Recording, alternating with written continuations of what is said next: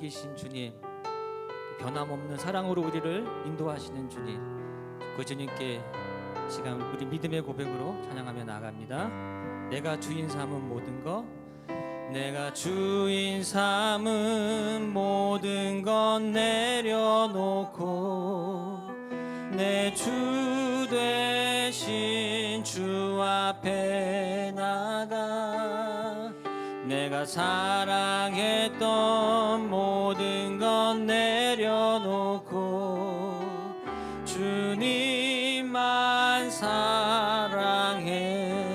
내가 주인 삼은 모든 것, 내가 주인 삼은 모든 것 내려놓고 내 주 대신 주 앞에 나가 내가 사랑했던 모든 것 내려놓고 주님만 사랑해.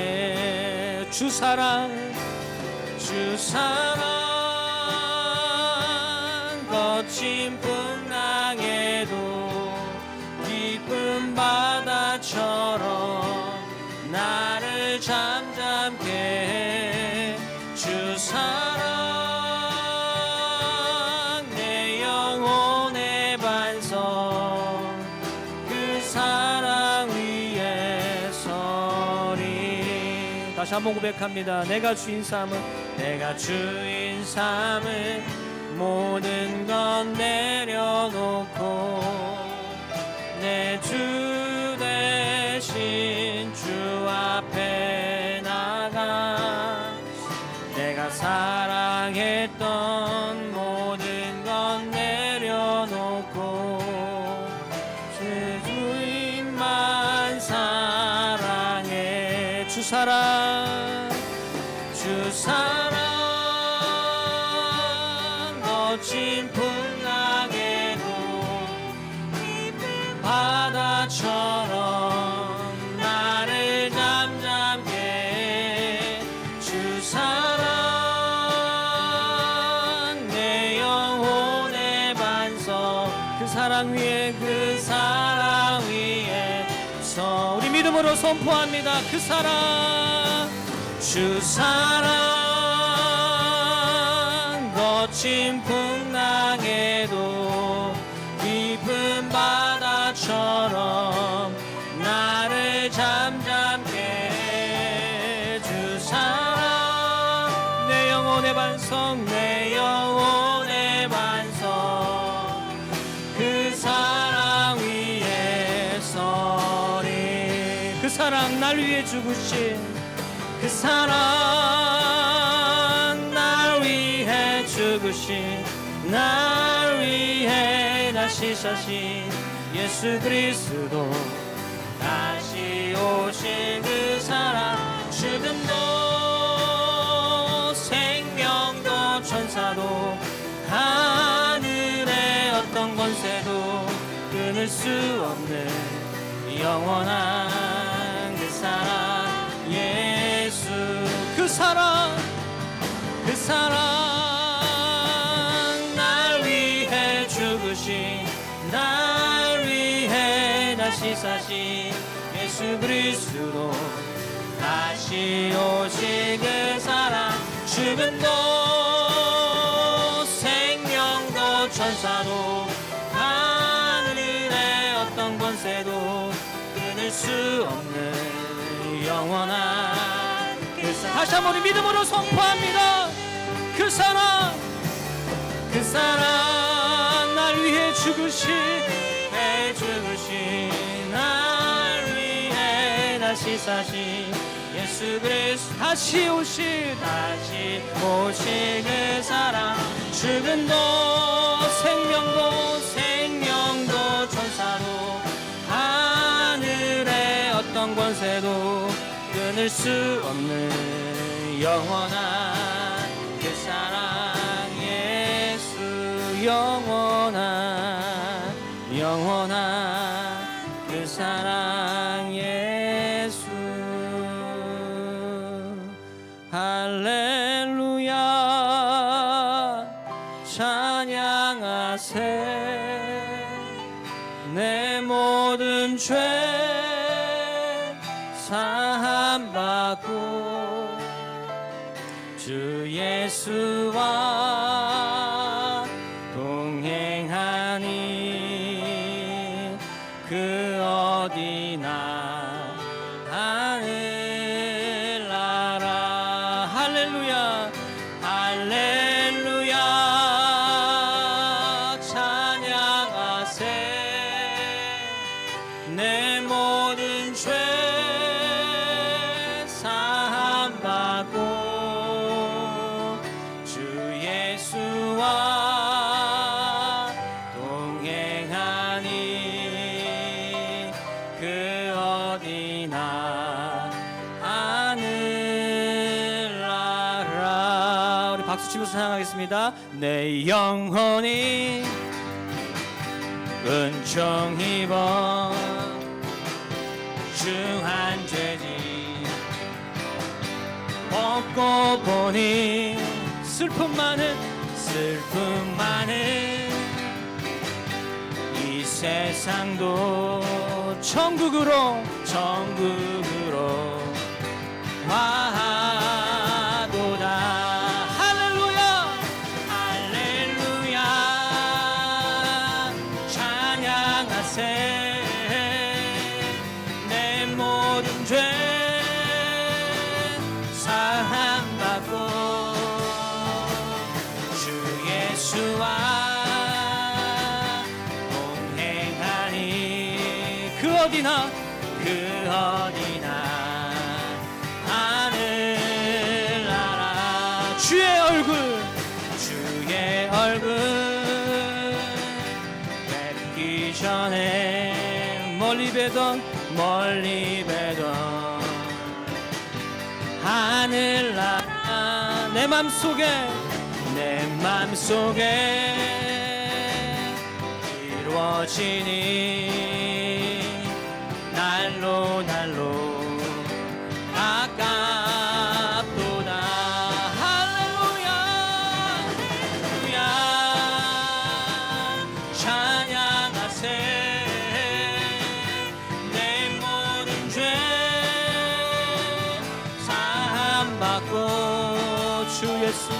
주 예수와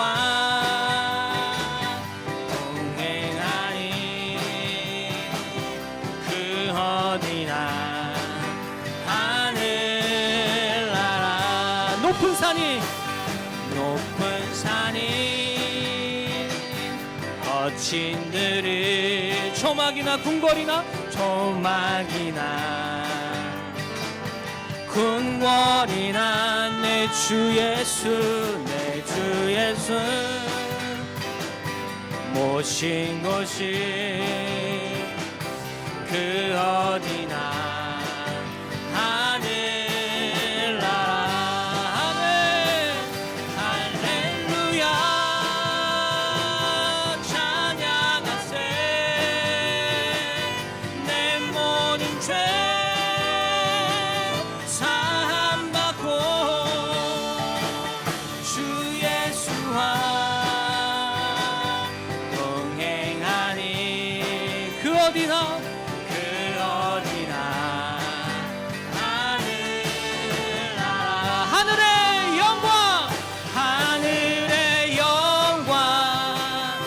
하늘의 영광 나의 맘속에 차고도 넘쳐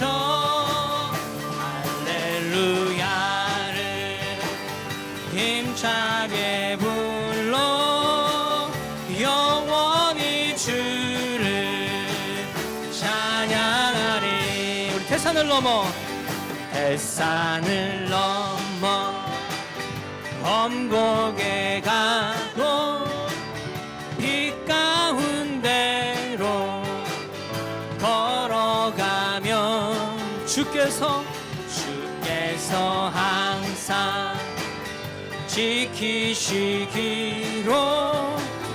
약속한 말씀 편치 않네. 하늘의 영광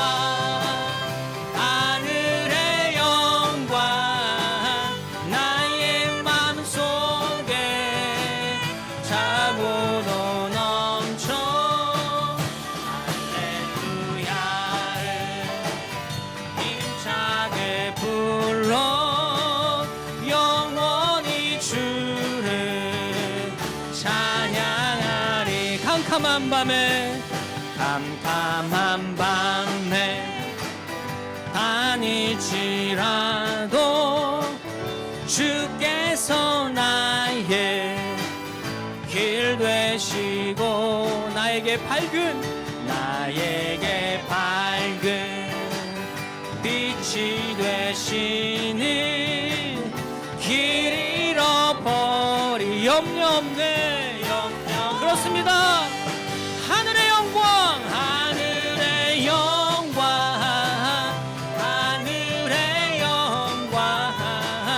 나의 맘속에 차고도 넘쳐 할렐루야를 힘차게 불러 영원히 주를 찬양하리. 우리 광명한 그 빛 마음의 바다 찬란한 천국 바라보고 할렐루야를 힘차게 불러 날마다 빛에 걸어가리.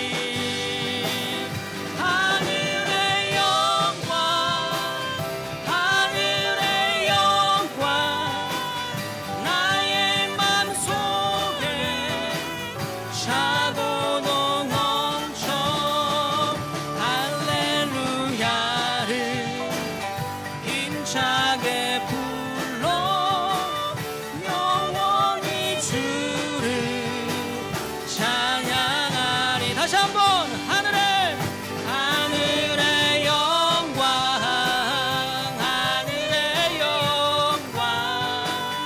나의 맘속에 차고도 넘쳐 할렐루야를 힘차게 불러 영원히 주를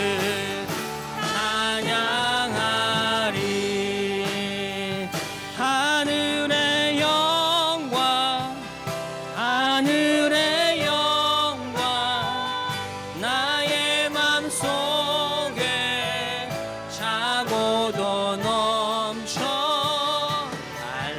할렐루야를 힘차게 불러 영원히 주를.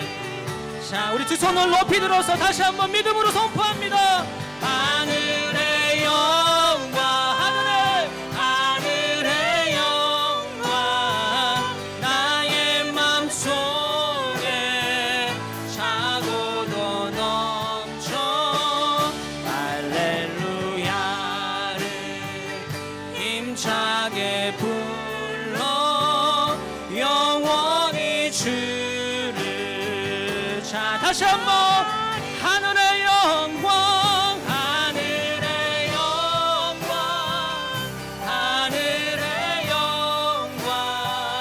나의 맘속에 차고도 넘쳐 할렐루야를 힘차게 불러 영원히 주를 찬양하리. 우리 하나님께 영광의 박수 올려드리겠습니다. 다 같이 일어나서 우리 마지막 찬양 하나님께 올려드리겠습니다.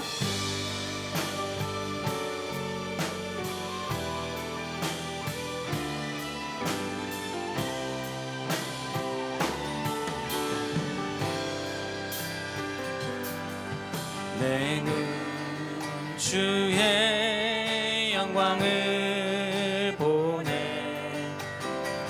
우리 가운데 계신 주님 그 빛난 영광 온 하늘 덮고 그 찬송 온 땅 가득해. 내 눈 주의 영광을 보네. 찬송가 오신 주님의 얼굴을 온 세상 향하네. 권능의 팔을 드셨네. 주의 영광 이곳에 가득해. 우리 손에 주님과 함께 찬양하며 우리는 전진하리. 모든 열방 주 볼 때까지, 모든 열방 주 볼 때까지, 모든 열방 주 볼 때까지, 모든 열방 주 볼 때까지, 모든 열방 주 볼 때까지.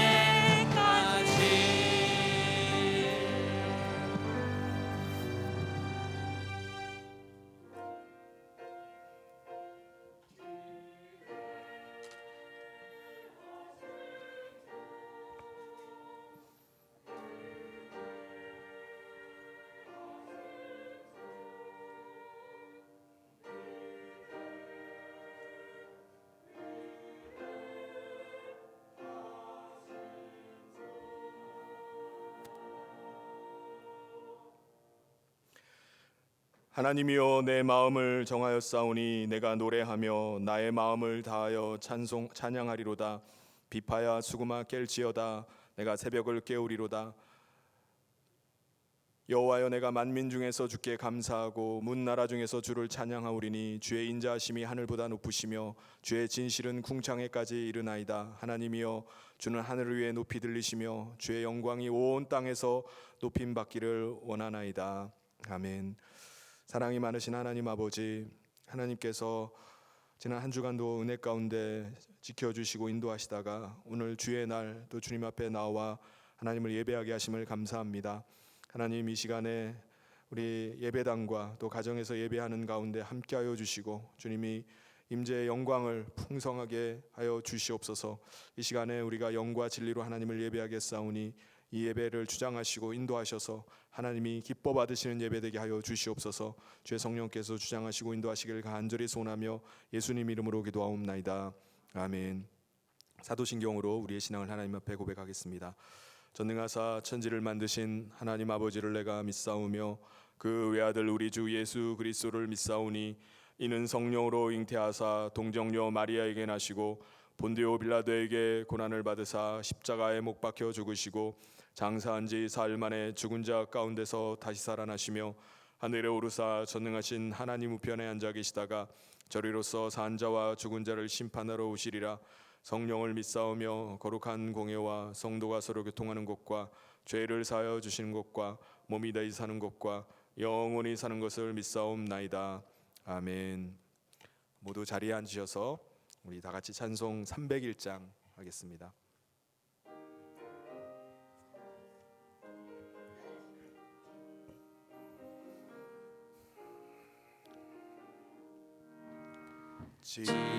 지금까지 지내온 것 주의 크신 은혜라. 한이 없는 주의 사랑 어찌 이루 말하랴. 자나깨나 주의 손이 항상 살펴주시고 모든 일을 주 안에서 형통하게 하시네. 몸도 맘도 연약하나 새 힘받아 살았네. 물 붓듯이 주의 은혜 족하다. 사랑 없는 거리에 나 험한 산길에 맬 때 주의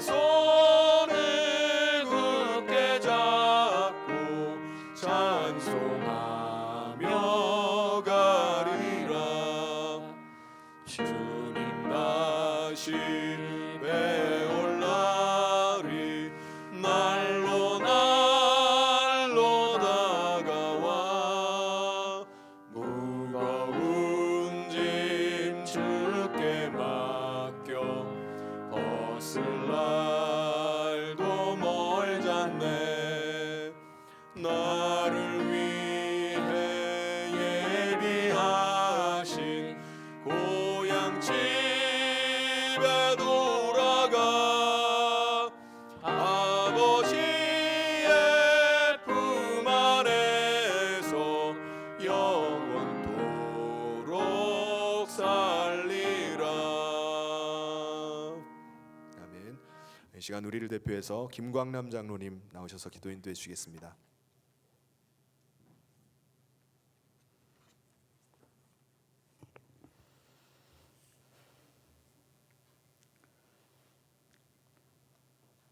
천지 만물을 지으시고 주관하시는 전능하신 하나님 아버지, 지난 한 주간도 한량없으신 사랑과 은혜로 저희를 보호해 주시고 오늘 거룩한 주일을 맞아 하나님께 예배드리시도록 인도하여 주심에 감사와 찬양과 영광을 올려드립니다.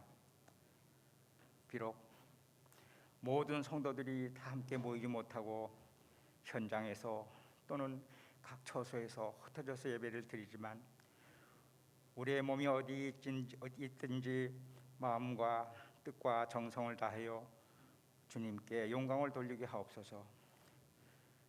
하나님 아버지,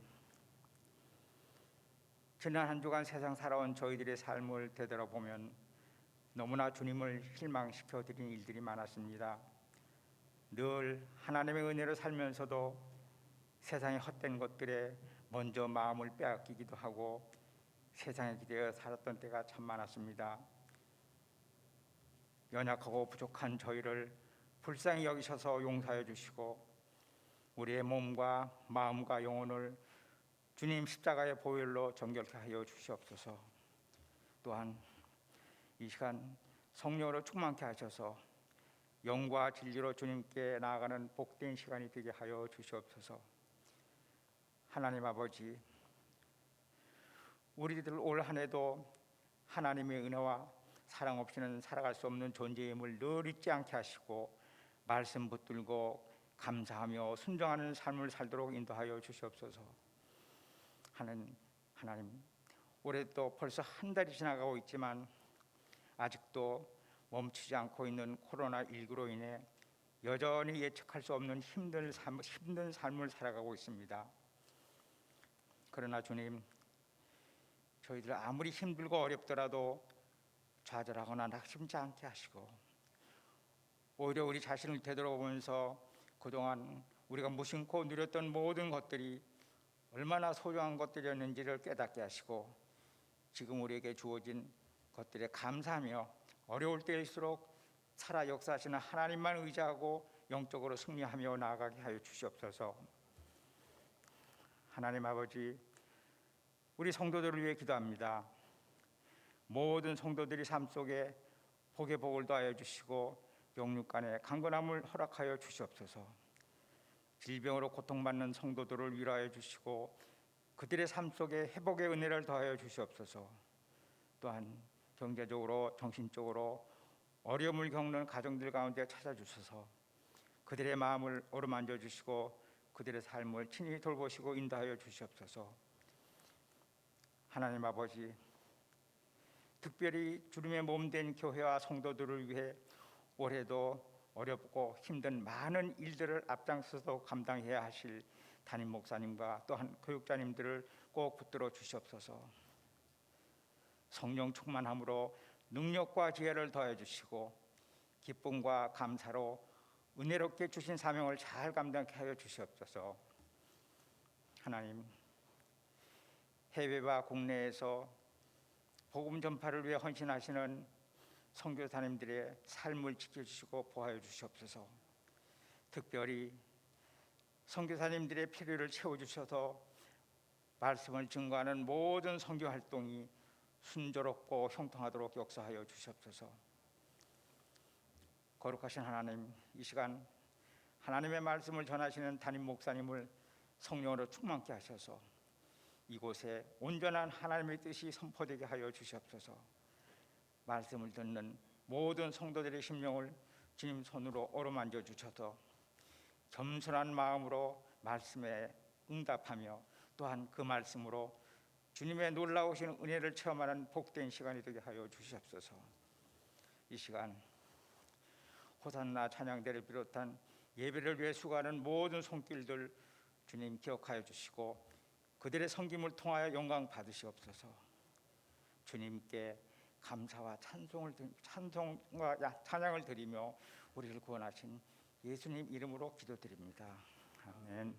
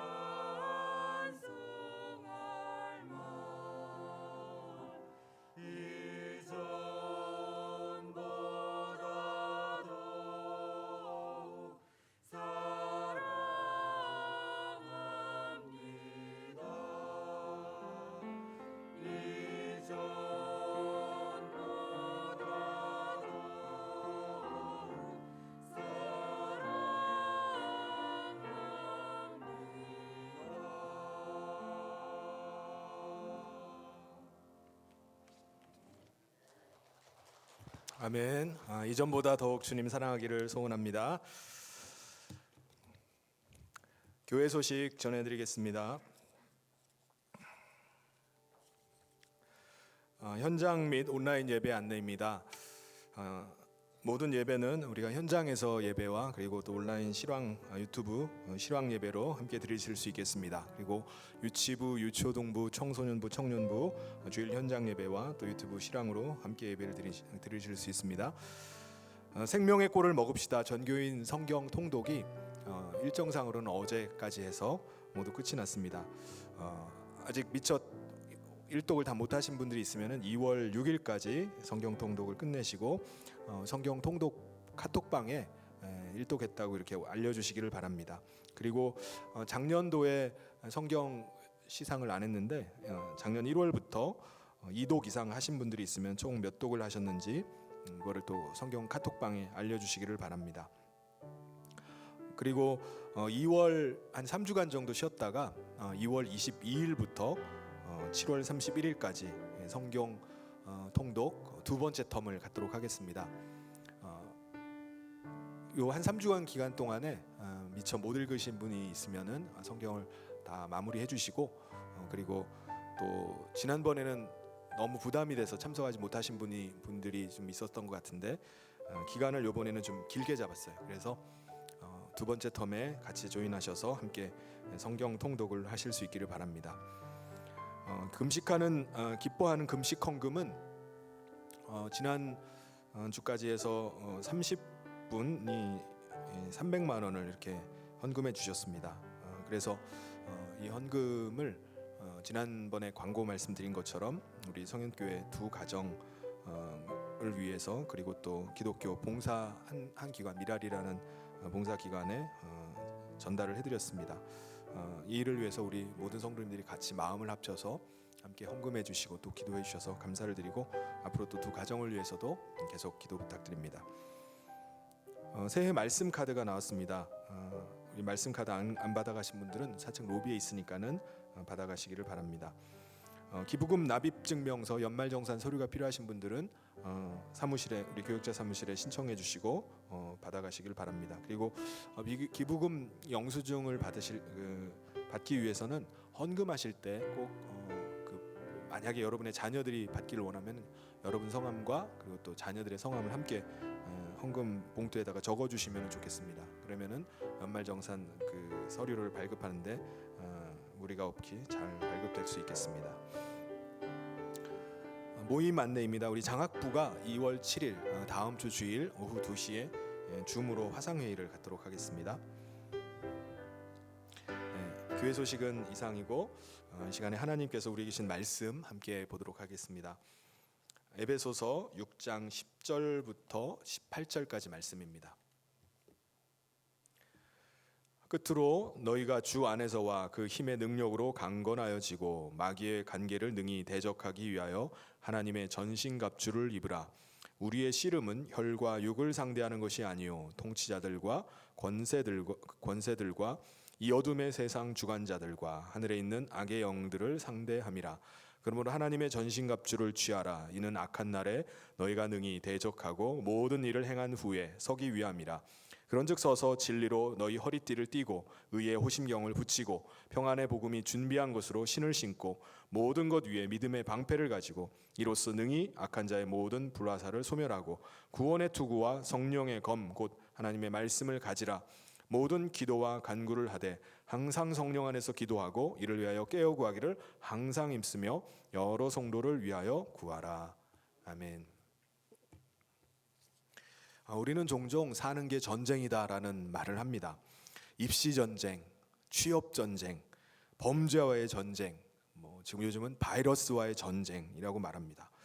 성경에도 보면은 시편에 나오는 많은 용어들 중에 군사 용어들이 많이 있습니다. 산성, 요새, 피난처 이런 용어들을 사용을 합니다. 요한계시록에도 보면은 마지막 때에 전쟁이 있을 거라고 했어요. 어떤 전쟁이죠? 아마겟돈 전쟁이 있을 거라고 말씀합니다. 세상은 모든 것이 다 전쟁터인데 중요한 것은 우리가 싸워야 될 대상, 적을 알아야지 우리가 싸울 수가 있습니다. 적을 잘 모르고 싸우면은 적을 죽인다고 하는 게 아군을 죽이고 있는 것일 수도 있습니다. 우리가 암을 치료할 때 보면은 암세포를 완전히 뿌리 뽑기 위해서 어떻게 하죠? 수술을 하기도 하고 항암제를 투여하기도 하고 또 방사선을 쬐기도 합니다. 그런데 독한 항암제를 쓰면은 암세포만 죽이는 게 아니라 정상세포도 같이 죽습니다. 암세포를 뿌리 뽑는다고 해서 이거를 항암제를 세게 내면은 정상적인 세포까지 그냥 싸그리 다 죽어버려요. 그래서 항암제를 한번 치료를 받을 때마다 원기가 완전히 쭉쭉 빠집니다. 그러므로 전쟁에서 적을 모르고 싸우고 있으면은 적과 삿발을 잡고 싸워보기도 전에 내분이 일어나는 거예요. 내부 갈등이 일어나고 적진 분열이 일어나고 내적인 소모전이 일어나서 아군끼리 서로 피 흘리면서 서로 싸우게 될 수도 있습니다. 하나님이 짝지어 주신 부부지간이 오히려 철천지 원수가 되어서 서로 치고받고 싸울 수 있습니다. 같은 믿음의 지체요 영적인 가족인 한몸된 성도 간에 적이 되어서 죽느냐 사느냐 전쟁을 치열하게 벌일 수가 있습니다.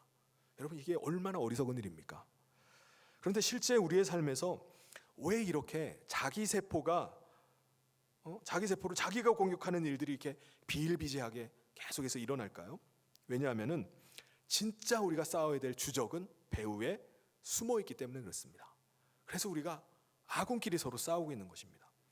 오늘 말씀에 배후에 있는 우리의 주적이 누구라고 말씀하고 있죠? 통치자, 권세자, 이 어둠의 세상 주관자, 또 악의 영들이라고 이렇게 말씀합니다. 12절에 보시면 우리의 씨름은 혈과 육을 상대하는 것이 아니요 통치자들과 권세들과 이 어둠의 세상 주관자들과 하늘에 있는 악의 영들을 우리가 상대해서 싸우고 있다고 말씀합니다. 우리 눈에 보이는 혈과 육, 우리가 인간을 대상으로 해서 우리가 상대로 해서 싸우고 있지만 사실은 상대해야 되는 것은 뭐죠? 그 배후에서 역사하고 있는 존재들이에요. 그들은 우리 인간의 내면을 사로잡고 환경에 끊임없이 영향력을 미치기 위해서 계속해서 온갖 수단과 방법을 가리질 않습니다. 어둠의 세상 주관자, 하늘의 공중의 권세를 잡은 자, 악의 영들은 인간들 중에 통치자와 권세자를 사로잡습니다. 그래서 그들을 사로잡아서 그들을 인간들 앞에 세워놓고 다른 인간들을 권력을 휘두르게 하고 다른 인간들을 다스리게 합니다. 그러면 어둠의 세상 주관자 악의 영들은 뭘 하고 있는 거죠? 통치자와 권세자들을 앞세워놓고서 그 배후에서 밀가 부르듯 계속 치대고 있는 거예요. 체질을 하는 것입니다.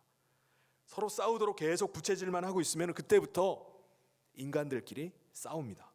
죽이고 적이 되어서 치열하게 치고받고 막 싸워요.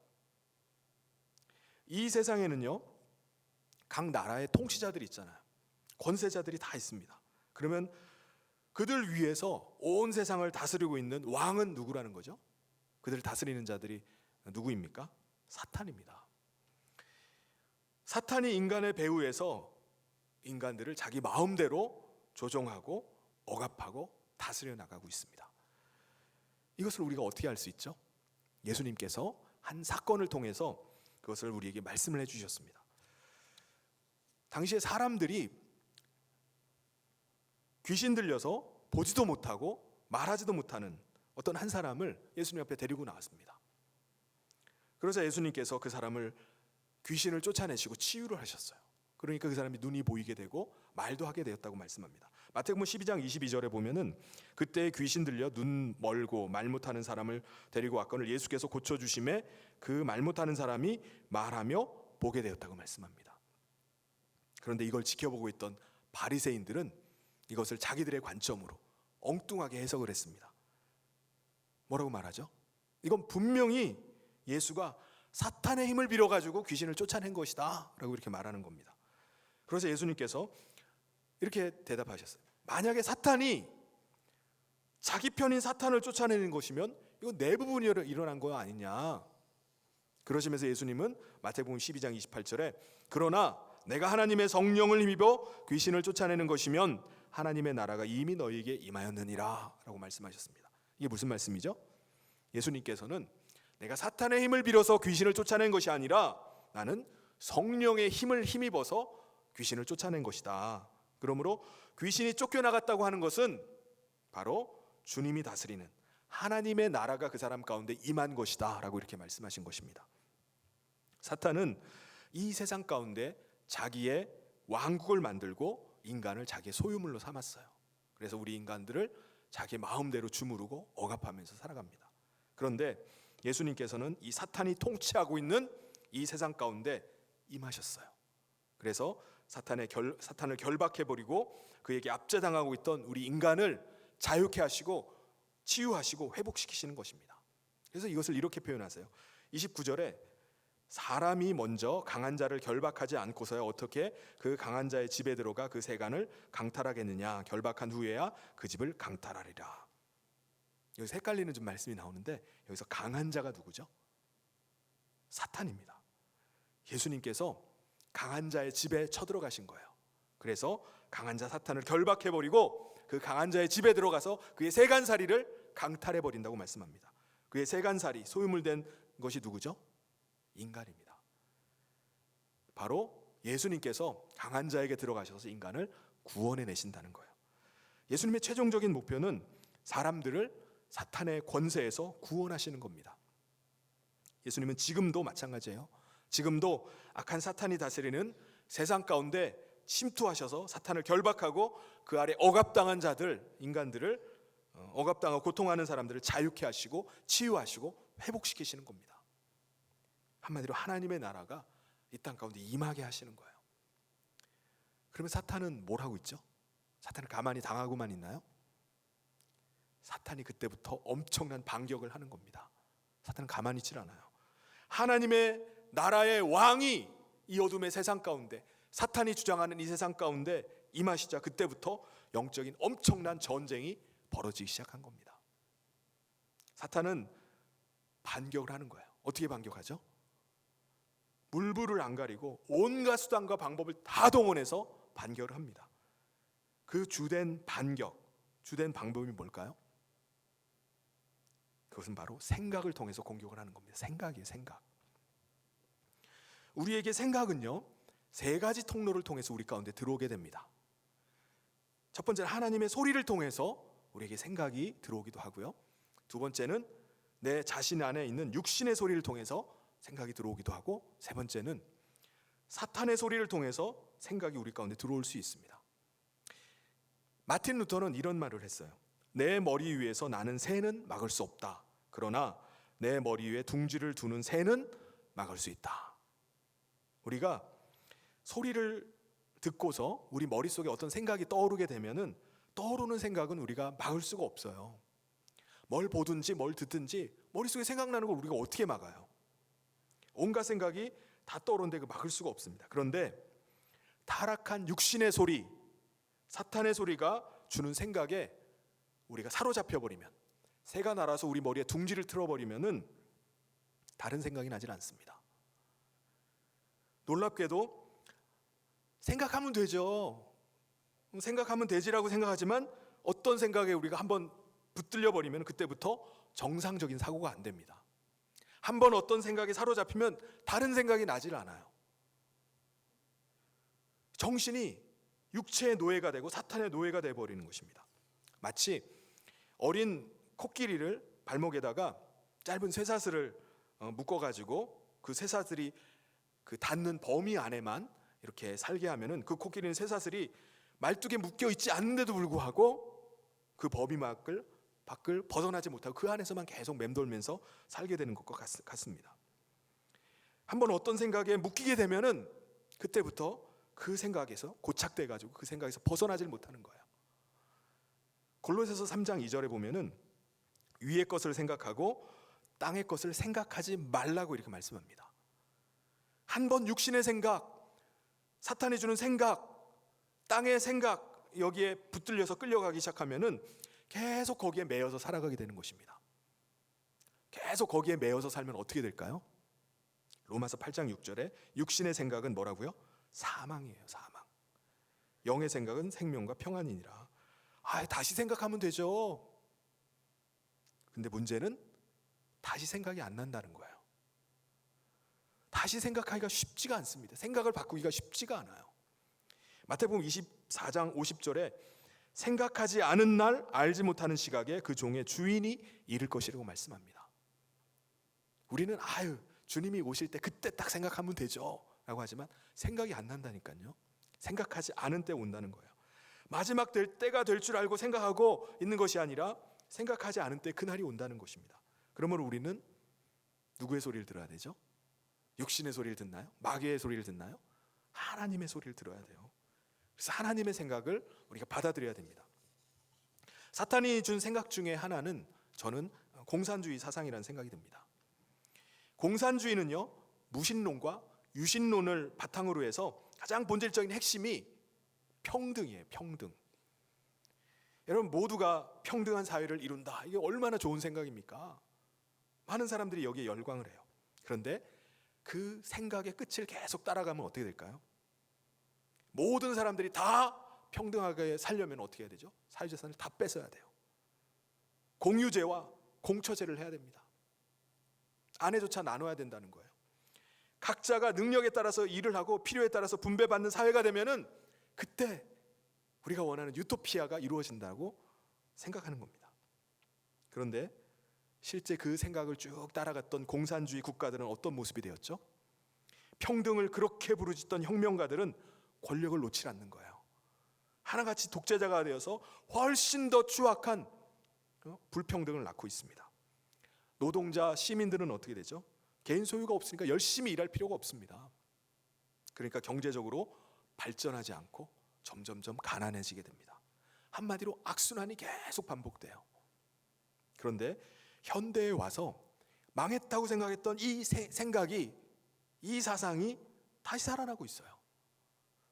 공산주의 사상이 포스트 모더니즘과 PC주의 운동으로 서구 사회에 만연합니다.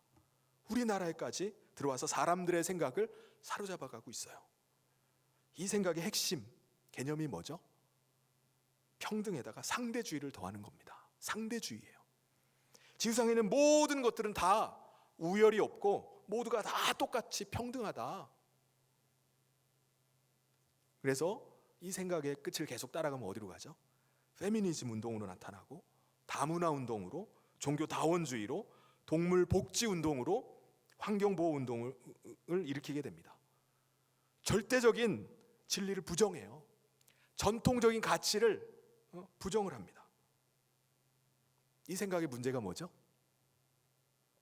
기회의 평등이 아니라 결과의 평등을 주장하는 겁니다. 모든 것이 다 결과적으로, 결론적으로 다 평등해야 되네, 다 똑같아야 된다는 것입니다. 이게 어떻게 가능합니까? 그러다 보니까 역차별이 일어나는 거예요. 이 생각이 들어가는 곳마다 다툼이 일어나요. 치열한 싸움이 일어납니다. 세대 간에, 남녀 간에, 계급 간에, 계층 간에 계속 갈등과 충돌이 일어납니다.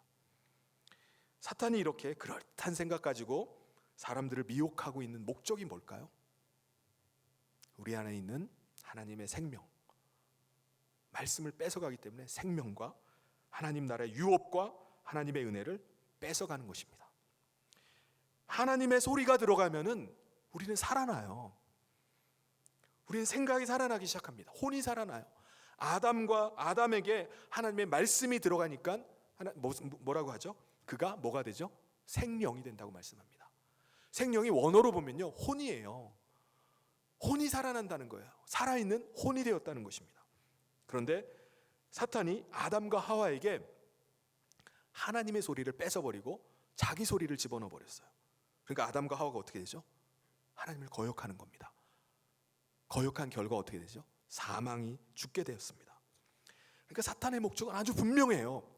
요한복음 10장 10절에 나오는 것처럼 도둑이 오는 것은 도둑질하고 죽이고 멸망시키는 것이라고 말씀합니다. 사탄이 우리에게 들어와서 우리의 생각을 도둑질해 갑니다. 그리고 자기의 생각을 집어넣어요. 거기서 끝나는 것이 아닙니다. 결국은 죽이게 되는, 그리고 멸망시켜버리는 것입니다. 사탄은 이 일을 위해서 거짓말을 해요. 사람을 속입니다. 온갖 악한 수단 방법을 가리지 않고 불철주야 24시간 이 일을 위해서 매진을 해요. 쉬지 않고 일합니다. 그렇다면 우리가 이런 사탄의 반격에 대해서 이겨내야 되는데 우리가 어떻게 이길 수 있습니까? 오늘 말씀에는 아주 중요한 세 가지를 언급합니다. 하나님 나라의 영적인 전쟁에서 승리할 수 있는 핵심적인 세 가지. 첫 번째는 그리스도 안에서 강건해야 됩니다. 두 번째는 하나님의 전신갑주를 입어야 돼요. 세 번째는 기도해야 됩니다. 첫 번째, 영적으로 강건해져야 된다고 10절에 말씀합니다. 끝으로 너희가 주 안에서와 그의 힘의 능력으로 강건하여지고, 여기서 강건하다는 말은 육체적으로 강건해지는 것이 아니라 영적인 강건을 말합니다. 물론 육체의 건강이 영적인 건강에 영향을 미칠 수 있기 때문에 육체의 건강도 중요해요. 근데 여기서 말씀하는 것은 마귀의 관계, 속임수, 시험을 능히 이기려면 우리가 영적으로 강건해야 된다는 말씀입니다. 여러분, 지금 우리가 있는 이 공간이 깨끗해요. 소독을 했습니다. 그런데 엄밀하게, 아주 엄격하게 검사를 하면은 균이 나올 수 있습니다. 이 안에 공기 중에도 나올 수 있고요, 우리가 입고 있는 옷에도 묻어 있을 수 있고, 그리고 우리의 손에도 균이 적지 않게 있을 수 있습니다. 그런데 왜 우리가 균에 감염이 안 되고 이렇게 멀쩡하게 있을 수 있을까요? 왜 병에 안 들립니까? 우리 몸이 강건하기 때문에 그래요. 우리의 면역 체계가 균을 이겨내기 때문에 그렇습니다. 지금 코로나 확진자 가지고 계속해서 이렇게 방역을 한다고 하지만은 무증상이 70% 이상이라고 합니다. 이게 무슨 말이죠? 몸이 강건한 사람은 바이러스가 들어와도 활성화가 안 되는 거예요. 그냥 증상도 없이 그냥 바이러스가 죽어버리는 겁니다. 검사하면 나올 수도 있죠. 그래, 차라리 좋은 공기 많이 마시고 마스크 벗어버리고 좋은 공기 마시고 건강하게 하면은 이런 독감보다 못한 이런 바이러스는 이길 수가 있는 것입니다. 그런데 만약에 우리 몸이 약해지면, 면역 체계가 무너져 있으면 어떻게 될까요? 몸이 건강하지 못하면 아주 소량의, 아주 그냥 미세한 균이 들어와도 병이 들고 심지어는 죽을 수도 있습니다. 우리 몸이 미량의 아주 소량의 균도 감당하지 못할 정도로 약하고 면역 체계가 온전하지 못하면은 지금 우리 여기 있으면 안 됩니다. 어디로 가야 되죠? 무균실로 가야 돼요. 이와 같이 우리 몸도 강건해야지 균을 이겨내듯이 영적으로도 강건해야지 시험을 이길 수 있습니다. 사탄의 아주 교묘한 괴계를 이길 수가 있습니다. 컴퓨터 게임에 보면은, 철권 같은 게임을 보면은 에너지 싸우는데 보면 에너지 레벨이 나와요. 그래서 막 이렇게 치고받고 막 싸우다 보면은 에너지 레벨이 뚝뚝뚝뚝 막 떨어집니다. 나중에 에너지 레벨이 뚝 다 떨어져 버리면 어떻게 되죠? 힘을 잃고 그냥 쓰러지는 거예요. 지는 겁니다. 속사람이 강건하지 못하면은 사탄이 주는 아주 작은 공격에도 그냥 넘어져 버립니다. 자빠져 버려요. 사탄이 지나가면서 한마디 툭 던지고 갔어요. 그 한마디 그냥 생각이 거기에 쓸려가서 넘어져 버리는 겁니다. 사탄이 술 한잔 먹는 게 무슨 죄야? 한마디 던지고 갔어요. 그랬더니 술 먹을 생각이 전혀 안 하던 사람이었는데 그 한마디 말에 정말 그러네? 그리고 동의를 하는 거예요. 엄격히 따지면은 성경에 술 한 잔 먹는 게 죄라는 구절은 없습니다. 그러면서 생각이 거기서 멈추는 게 아니라 꼬리에 꼬리를 물어요. 바울이 디모데에게 식사 후에 포도주를 마시라고 하지 않았는가? 그러네. 결국은 한두 잔 정도는 괜찮다라고 이렇게 생각하는 겁니다. 그런데 바울이 마시라고 한 포도주는 술을 마시라는 것이 아니라 뭐를 하라는 거죠? 위장을 위해서 약으로 마시라는 것이었습니다. 술 한 잔 마시는 걸 죄라고 말할 수는 없지만은 술 취하는 건 방탕한 것이라고 성경에 명확히 기록되어 있습니다. 갈라디아서 6장 21절에 이렇게 말씀합니다. 투기와 술 취함과 방탕함과 또 그와 같은 것들이라 전에 너희에게 경계한 것 같이 경계하노니 이런 일을 하는 자들은 하나님의 나라를 유업으로 받지 못할 것이다 라고 말씀합니다. 수년간 술을 끊고 있었어요. 근데 다른 사람이 딱 한 잔만 마시라고 권했는데 그 딱 한 잔이 다시 중독으로 돌아가시게 된 분도 있습니다. 딱 한 잔에. 우리가 자꾸 넘어지고 시험 드는 것은요, 다른 사람 때문이 아닙니다. 환경 때문이 아니에요. 우리의 속사람이 강건하지 못하기 때문에 그렇습니다. 속사람이 강건하지 못하니까 하나님의 말씀, 하나님의 뜻을 붙잡지 못하고 자꾸 육신의 생각으로 따라가는 거예요. 자꾸 사람의 생각을 붙잡고 사탄의 생각을 자꾸 붙잡고 나가다 보니까 자꾸 자빠지는 거예요. 자꾸 넘어졌다가 다시 일어났다가 자빠졌다가 일어났다가, 이걸 계속 반복하면 어떻게 되죠? 영 못 일어나는 겁니다. 에너지 레벨이 뚝뚝뚝뚝 계속 떨어져서 끝나버리는 거예요. 그렇다면은 우리의 속사람을 우리가 강건하게 하는 방법이 뭐가 있을까요? 영적인 에너지 레벨을 높이는 방법이 뭐가 있을까요?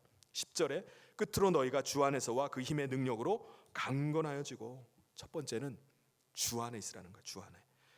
우리가 마귀의 모든 간계, 속임수, 거짓말, 이것을 이기는 힘은 우리 안에 있는 게 아니에요. 어디에 있는 거죠? 주님 안에 있습니다. 이 말은 주님과의 관계, 그리스도와의 그 연합에 있다는 거예요. 그러니까 우리가 그리스도와 연합되어서 주님과의 아주 친밀한 교제를 우리가 하면은 우리의 속사람이 강건해진다는 거예요. 우리가 하나님의 얼굴을 계속 구하면은 우리의 속사람이 강건하게 된다는 거예요. 두 번째는 그의 힘의 능력으로 우리의 속사람이 강건하게 된다는 거예요. 그러니까 성령의 능력이 우리 가운데 부어져야 된다는 것입니다. 에베소서에 보면은 사도 바울이 성도들을 위해서 기도할 때 어떻게 기도하고 있죠? 당시의 사람들은 서서 기도를 했습니다. 그런데 사도 바울은 내가 성도들을 위해서 무릎을 꿇고 기도하고 있다라고 말합니다. 그가 무릎까지 꿇으면서 성도들을 위해서 간절하게 기도했던 것이 무엇일까요? 3장 16절에 보면 그의 영광의 풍성함을 따라 그의 성령으로 말미암아 너희 속사람을 능력으로 강건하게 하시오며, 하나님 우리 성도들에게 성령의 능력으로 강력하게 부어주십시오. 그들이 속사람이 강건하게 해주십시오. 사도 바울은 하나님의 그 영광의 풍성함을 따라서 성도들의 성령의 능력이 부어지기를 구했던 것입니다. 성령의 능력이 부어질 때 우리 속사람이 강건해질 수 있습니다.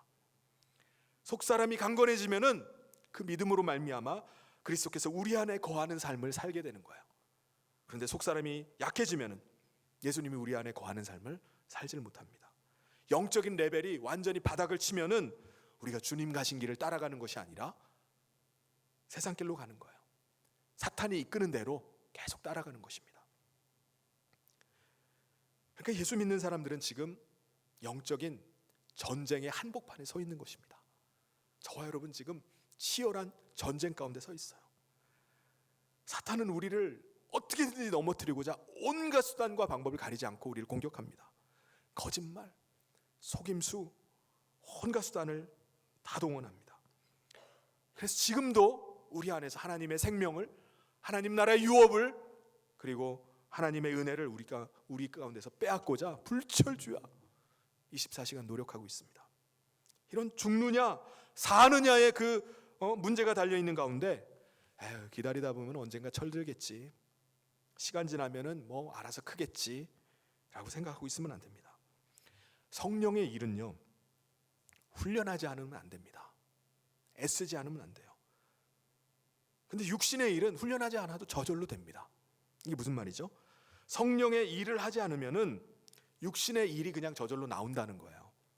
예를 들면 곡식은 어떻게 해야지 곡식을 얻을 수 있죠? 열심히 돌보고 가꿔줘야 됩니다. 그런데 잡초는 심지도 않았는데 그냥 막 나와요. 뿌리지도 않았는데 어느 날 보니까 그냥 막 올라옵니다. 계속 올라와요. 우리 육체의 일도 마찬가지라는 거예요. 우리 육체의 일은 하려고 애쓸 필요도 없습니다. 그냥 두면은 그냥 육체의 본성이 그냥 나오는 거예요. 근데 영적인 일은 우리가 훈련해야 되고 노력해야 됩니다. 그래야지 영적인 레벨이 올라가요. 그래야지 사단의 괴계를 이기고 승리할 수 있는 것입니다. 영적인 전쟁에서 승리하기 위해서 두 번째, 우리는 하나님의 전신갑주를 입고 있어야 됩니다. 11절 말씀에 마귀의 간계를 능히 대적하기 위하여 하나님의 전신갑주를 입으라. 당시 로마 군인들이 입었던 그 갑옷을 비유하면서 우리가 영적으로 무장할 것을 이렇게 말씀합니다. 첫 번째 하라고 한 것이 뭐죠? 진리의 허리띠를 띠라는 거예요. 로마 군인들이 입었던 옷은요 길었다고 합니다. 그래서 그들이 전쟁에 나가서 무장을 할 때 제일 먼저 하는 일이 그들이 착용하고 있는 군장이 뭐냐면 허리띠예요. 옷을 그냥 길게 그냥 내버려 두는 것이 아니라 끌어올려 가지고 허리띠를 바짝 조여서 민첩하게 움직일 수 있도록 그렇게 그 허리띠를 가장 먼저 찹니다. 그리고 나서 그 허리띠에다가 자기의 온갖 무기들을 이제 장착을 하는 겁니다. 그런데 여기서 사도 바울은 뭐라고 말하죠? 진리의 허리띠라는 거예요. 우리에게 가장 먼저 진리의 허리띠를 매야 된다라고 말씀합니다. 이사야 11장 5절에 보면 공의로 그의 허리띠를 삼으며 성실로 그의 몸에 띠를 삼으리라. 여기서 진리는 복음도 되지만 진실함과 충실함을 말합니다. 이사야서의 말씀을 빌어오면은 그러니까 사탄의 유일한 목적은 하나님의 백성들에게 하나님의 생명과 하나님의 은혜와 하나님 나라의 유업을 빼앗아 버리는 거예요. 우리 안에서 하나님의 뜻이 성취되는 것을 방해하는 겁니다. 사탄은 이 일을 위해서 뭐를 동원하죠? 온갖 것을 동원해요. 거짓말하고 속이고 이런 속임수를 서슴지 않고 사용합니다. 이런 영적인 전쟁 가운데서 사탄에게 맞서서 싸워서 이기려면 우리가 어떻게 해야 되죠? 우리도 거짓말하고 우리도 속임수 쓰고 그렇게 합니까? 그렇게 해서 싸웁니까? 그게 아니에요. 우리는 사탄과 싸울 때 가장 먼저 진실함과 충실함을 가지고 싸우는 것입니다. 사탄이 사용하는 거짓말, 속임수, 위선 가지고 싸우면은 허리띠를 매지 않으면 어떻게 되죠? 옷이 걸려서 자빠져 버리듯이 우리가 거짓말, 속임수로 우리가 싸우게 되면 결국은 그게 우리를 발목을 잡는 겁니다. 결국은 사탄과의 싸움에서 질 수밖에 없어요. 두 번째, 의의 호심경을 갖추라고 합니다. 개역 한글 성경에는 전에는 뭐라고 했죠? 의의 흉배라고 했습니다. 로마 군인들 앞뒤 가슴 앞뒤에 입는 갑옷입니다. 이 갑옷은 심장, 간, 폐 이런 중요한 장기들을 보호하는 역할을 해요. 근데 여기에서 사도 바울은 뭐라고 하죠? 이 흉배를 의의 흉배를 하라는 거예요. 의가 뭡니까? 에베소서 5장 9절에 빛의 열매는 모든 착함과 의로움과 진실함에 있느니라. 의는 한마디로 의로운 성품과 행실을 말합니다. 우리가 의로워질 수 있나요? 아닙니다. 우리는 그리스도의 의를 힘입는 거예요. 내 의를 주장하면서 나서는 것이 아니라 그리스도 안에 의를 의지하는 겁니다. 순간순간 내 의를 주장하는 것이 아니라 주님의 의를 앞세워서 나가는 거예요. 십자가의 의, 십자가로 말미암아 내가 의롭게 되었다는 것을 믿음으로 의지하고 나갈 때 싸움에서 이길 수 있는 겁니다. 의로운 삶을 살 수가 있는 거예요. 세 번째는 평안의 복음에 준비한 것으로 신을 신어야 된다라고 말씀합니다. 로마 군인들의 신발은요, 먼 거리를 정복하기 위해서, 전쟁에서 이기기 위해서 먼 거리까지 가야 되기 때문에 신발을 잘 만들었어요. 행군할 때 적합하도록 잘 만들고 튼튼하게 만들도록 고안을 했습니다. 그런데 어디서든지 이 신발을 신으면 든든하게 설 수 있고 또 신발이 좋기 때문에 아주 민첩하게 움직일 수 있습니다. 영적인 전쟁도 마찬가지라는 거예요. 평안의 복음에 준비한 것으로 신을 신고 있어야 된다라고 말씀합니다. 그 신이라는 것은 우리가 평안의 복음에 굳게 서 있는 거예요. 어느 상황, 어느 시간이든지 우리가 이 평안의 복음 가운데 든든히 서 있는 겁니다. 그리고 또 하나, 어디든지 언제든지 이 평안의 복음을 다른 사람에게 전해주는 겁니다. 나눠주는 거예요. 그게 우리가 사는 길이라는 것입니다. 네 번째는 믿음의 방패를 들라고 말씀합니다. 로마 군인들이 들었던 방패는 우리가 뭐 책이나 우리 영화나 이런 걸 보면은 방패 커요. 그래서 큰 방패를 들고서 그들이 방패를 앞세워서 연결을 하면요, 무슨 벽처럼 이렇게 세워지게 됩니다. 그러면은 당시에 가장 큰 공격 무기가 뭐냐면은 불화살이었어요. 불화살을 하늘이 덮일 정도로 새카맣게 막 불화살을 날리게 되면은 그 화살이 박히는 데마다 다 불이 붙어버리는 겁니다.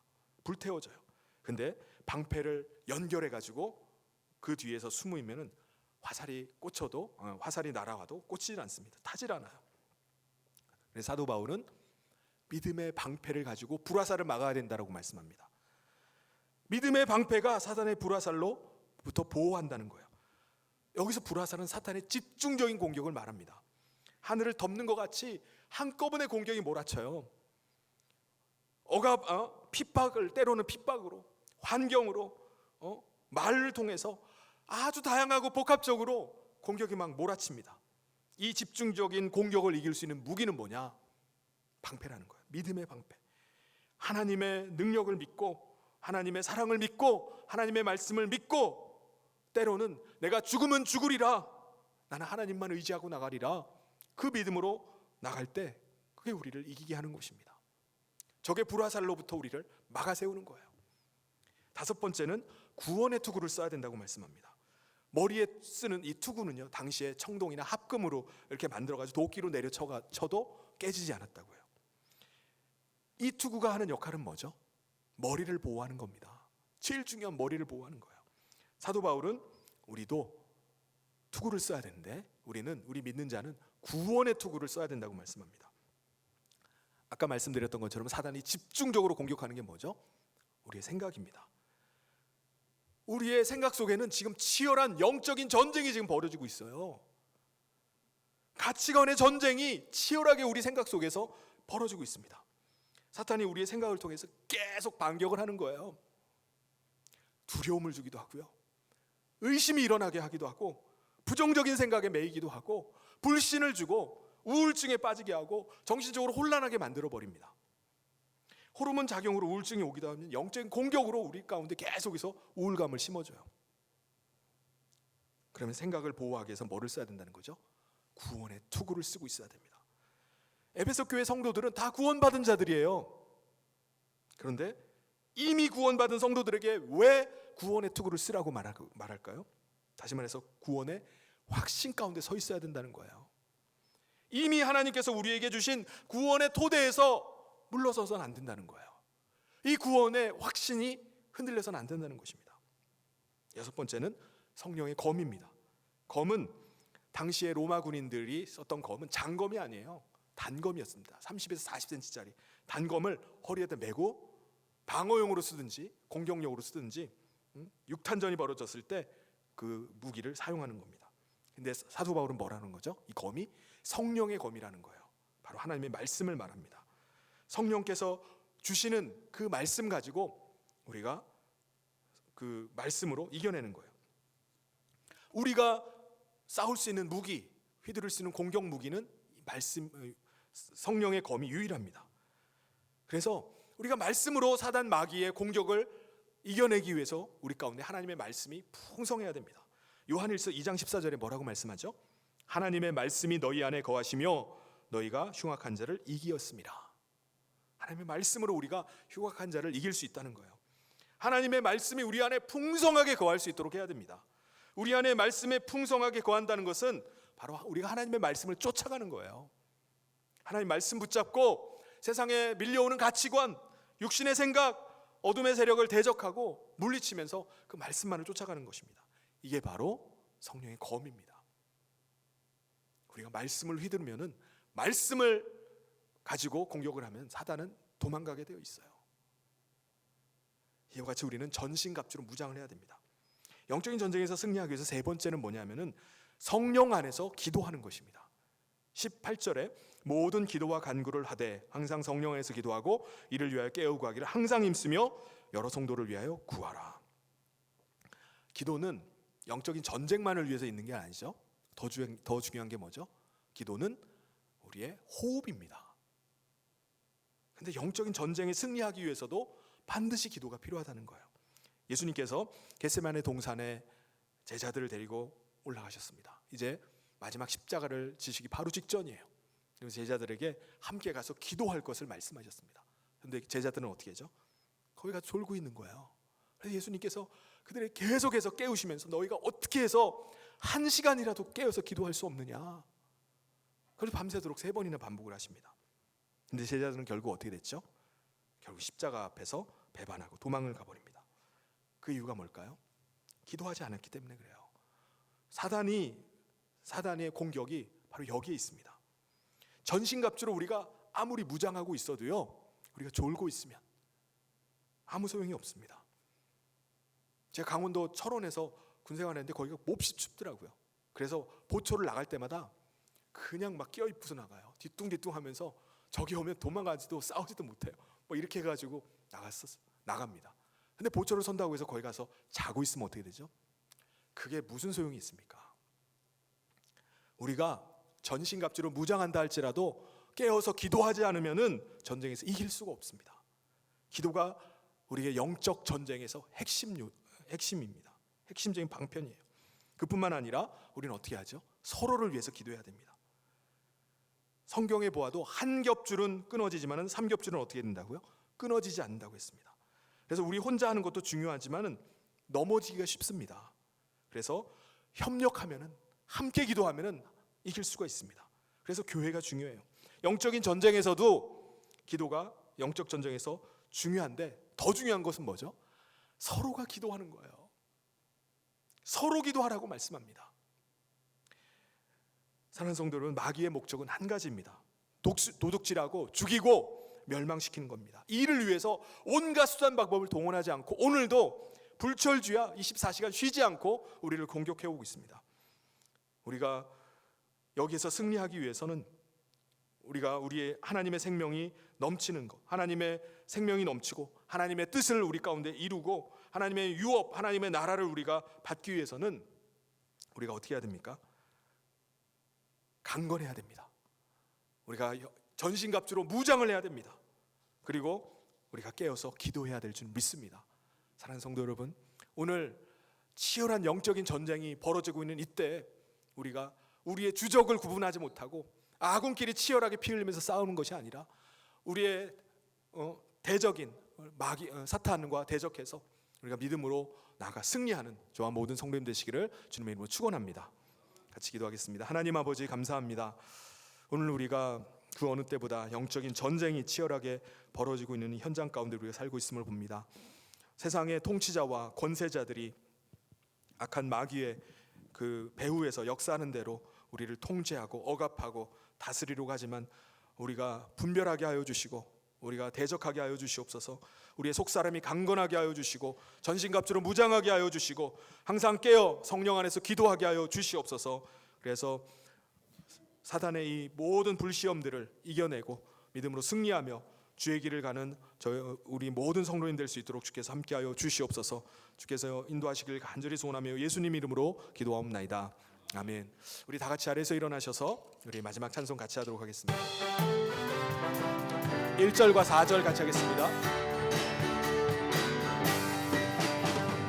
우리들의 싸울 것은 혈기 아니요, 우리들의 싸울 것은 육체 아니요, 마귀 권세 맞서 싸워 데쳐버리고 죽을 영혼 살릴 것일세.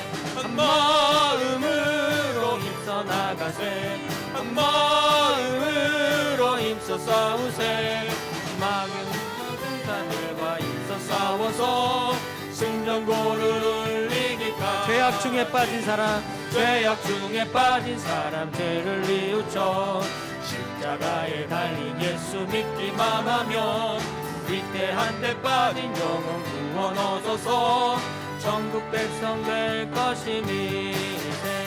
한 마음으로 힘써 나가세, 한 마음으로 힘써 싸우세.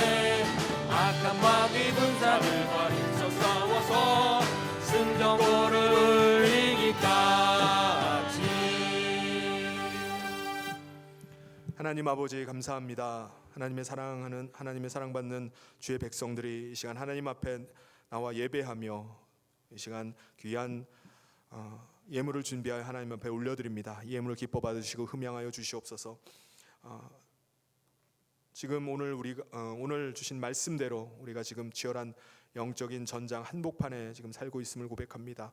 하나님, 우리 사랑하는 모든 성도들이 속사람이 강건하게 하여 주시고 또 하나님, 우리가 전신갑주로 무장하며 항상 성령 안에서 깨어 기도하며 서로를 위해서 기도함을 통해서 이 모든 어려움들을, 사단의 이 불화살을 이겨낼 수 있도록 하나님 도와주시옵소서. 하나님 아버지, 여러 가지 경제적인 어려움들, 또 가정 안에 여러 가지 문제들, 또 직장과 사업장 안에 여러 가지 어려움들 가운데 있는 성도들을 불쌍히 여겨주시고 주께서 주시는 힘으로 아버지 모든 화전을 이겨내며 또 승리할 수 있도록 도와주시옵소서.